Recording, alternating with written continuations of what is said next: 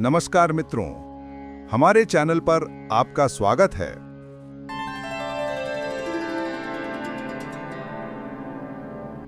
यजुर्वेद परिचय। अनुक्रमणिका। यजुर्वेद के दो मुख्य भाग हैं। यजुर्वेद की अन्य विशेषताएं।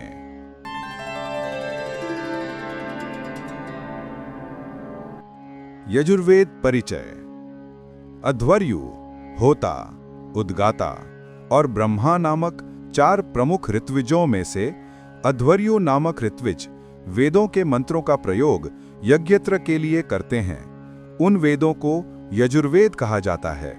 इसीलिए यजुर्वेद को अध्वर्यु वेद भी कहा जाता है। चूंकि इन वेदों का संकलन यज्ञ प्रक्रिया तथा यज्ञ अनुष्ठान के क्रम को ध्यान में रखकर किया गया है, इसलिए इस वेद की संहिताओं को याज्ञ की संहिता कहा जाता है। वैदिक मंत्रों के मुख्य तीन प्रकार हैं: ऋक्, यजुस् और साम। छंदबद्ध मंत्र अथवा पद्य मतलब ऋग मंत्र छंदबद्ध मंत्र या छंद है।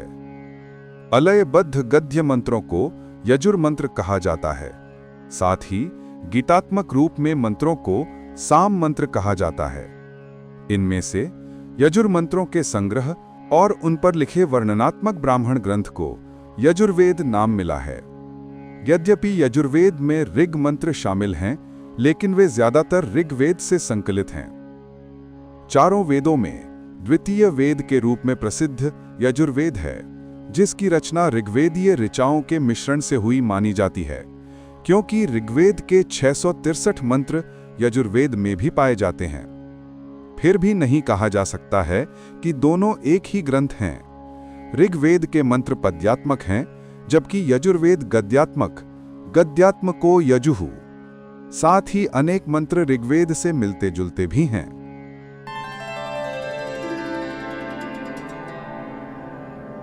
यजुर्वेद विवरण। यजुर्वेद एक पद्धति ग्रंथ है जो पौरोहित्य प्रणाली में यज्ञ आदि कर्मकांड संपन्न कराने के लिए संकलित हुआ था। इसीलिए आज भी विभिन्न संस्कारों एवं कर्मकांड के अधिकतर मंत्र यजुर्वेद के ही होते हैं। यज्ञ आदि कर्मों से संबंधित होने के कारण यजुर्वेद की तुलना में अधिक लोकप्रिय रहा है। यजुर्वेद की 101 शाखाएं बताई गई हैं, किंतु मुख्य दो शाखाएं ही अधिक प्रसिद्ध हैं: कृष्ण यजुर्वेद और शुक्ल यजुर्वेद। इन्हें क्रमानुसार तैत्तिरीय और वाजसनेयी संहिता भी कहा जाता है। इनमें से तैत्तिरीय संहिता की तुलना में अधिक पुरानी मानी जाती है। वैसे दोनों में एक ही सामग्री है। हाँ, कृष्ण यजुर्वेद और शुक्ल यजुर्वेद के क्रम में कुछ अंतर है। शुक्ल यजुर्वेद कृष्ण यजुर्वेद की तुलना में अधिक क्रमबद्ध है। इसमें कुछ ऐसे भी मंत्र हैं जो कृष्ण यजुर्वेद में नहीं हैं। आज जब देश में संस्कृत के ज्ञाताओं की संख्या जो गिने जाने योग्य रह गई है, उनमें भी वैदिक संस्कृत जानने वाले तो और भी कम, तब यह आवश्यक हो गया है कि अन्य वेदों वैदिक ग्रंथों के साथ साथ यजुर्वेद का भी सरल हिंदी में अनुवाद प्रस्तुत किया जाए, ताकि साधारण पाठक भी समझ सके कि यज्ञ, सामाजिक संस्कार आदि कर्मकांड की वर्णन महत्ता निश्चित करने वाले इस वेद के मंत्रों का वास्तविक अर्थ और अभिप्राय क्या है। कारण यह है कि आरंभ से ही यजुर्वेद को कर्मकांड से संबद्ध माना गया है। इसलिए लगभग सभी प्राचीन आचार्यों ने इसके मंत्रों के अर्थ कर्मकांड के संदर्भ में ही किए हैं। इन आचार्यों में ऊवट 1040 ईस्वी और महीधर 1588 ईस्वी के भाष्य प्रमुख रूप से उल्लेखनीय हैं, जिन्होंने शुक्ल यजुर्वेद पर भाष्य लिखे थे। वे भाष्य आज भी उपलब्ध और विभिन्न विद्वानों द्वारा स्वीकृत हैं। यहाँ तक कि आचार्य ऊवट का भाष्य देखकर ही आचार्य सायण ने भी यजुर्वेद के भाष्य पर अपनी कलम नहीं चलाई है। यजुष शब्द का अर्थ है यज्ञ। यजुर्वेद मूलतः कर्मकांड ग्रंथ है। इसकी रचना कुरुक्षेत्र में मानी जाती है। यजुर्वेद में हिंदुओं की धार्मिक एवं सामाजिक जीवन की झांकी मिलती है। इस ग्रंथ से पता चलता है कि हिंदुओं सप्त सैंधव से आगे बढ़ गए थे और वे प्राकृतिक पूजा के प्रति उदासीन होने लगे थे। यजुर्वेद के मंत्रों का उच्चारण अध्वर्यु नामक पुरोहित करता था। इस वेद में अनेक प्रकार के यज्ञों को संपन्न करने की विधियों का उल्लेख है। यह गद्य तथा पद्य दोनों में लिखा गया है।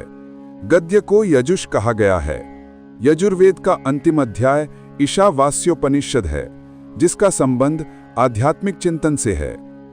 उपनिषदों में यह लघु उपनिषद आदिम माना जाता है, क्योंकि इसे छोड़कर कोई भी अन्य उपनिषद संहिता का भाग नहीं है।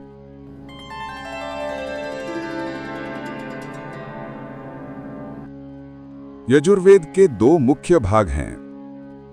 एक शुक्ल यजुर्वेद, दो कृष्ण यजुर्वेद। यजुर्वेद की अन्य विशेषताएं। यजुर्वेद गद्यात्मक है। यज्ञ में कहे जाने वाले गद्यात्मक मंत्रों को यजुस कहा जाता है। यजुर्वेद के पद्यात्मक मंत्र ऋग्वेद या अथर्ववेद से लिए गए हैं। इनमें स्वतंत्र पद्यात्मक मंत्र बहुत कम हैं। यजुर्वेद में यज्ञों और हवनों के नियम और विधान हैं। यह ग्रंथ कर्मकांड प्रधान है। यदि ऋग्वेद के प्रचना सप्त सिंधु क्षेत्र में हुई थी, तो यजुर्वेद की रचना कुरुक्षेत्र के प्रदेश में हुई थी। इस ग्रंथ से हिंदुओं के सामाजिक और धार्मिक जीवन पर प्रकाश पड़ता है। वर्ण व्यवस्था तथा वर्णाश्रम की झांकी भी इसमें है। यजुर्वेद में यज्ञों और कर्मकांड का प्रधान है।